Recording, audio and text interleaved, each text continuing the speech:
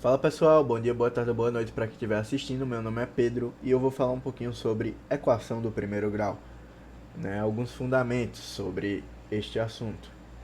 E basicamente, a equação do primeiro grau é um assunto ali que você vê na segunda parte do fundamental, ali por volta do sétimo ano, sexta série, enfim. E basicamente a equação de primeiro grau funciona como uma balança. Se você coloca um peso de um lado, o outro fica com um valor diferente, ou seja, isso compromete a igualdade, né? Se a gente colocar no exemplo prático realmente da equação do primeiro grau. Ou seja, toda vez que você colocar um peso, ou seja, um valor em um lado, você tem que colocar do outro para poder ficar igualado na balança, né? Dessa forma, com essa analogia, pensando que a equação de primeiro grau funciona como uma balança, você começa a pensar em vez de fazer a equação de primeiro grau de uma forma mecânica. Começa a realmente entender o princípio de uma equação, a igualdade. Então, basicamente, nessa equação aqui que eu coloquei como exemplo, x mais 5 é igual a 7. Geralmente é ensinado para a gente de forma mecânica que você vai pegar o x, beleza. X vai ser igual ao quê? O 5 está desse lado esquerdo da igualdade. Aí geralmente ensinam pra gente. Aí o 5, quando passar para o outro lado, vai negativo, ou seja, 7 menos o 5. Logo, x é igual a 2.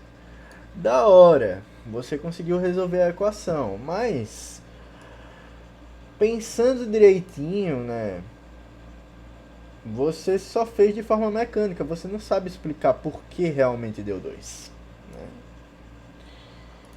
E pensando, como uma balança, a gente entende o porquê.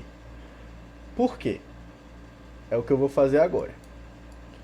Por que lá, do outro lado, o 5 passa negativo, já que ele está positivo, no lado original? Porque, basicamente, eu quero achar o valor de x. Então, para eu achar x, desse lado é só eu tirar 5. Mas já que eu tirei 5 desse lado, do outro lado eu vou ter que tirar 5 também. Então, para poder manter a igualdade da balança e da equação, nesse caso.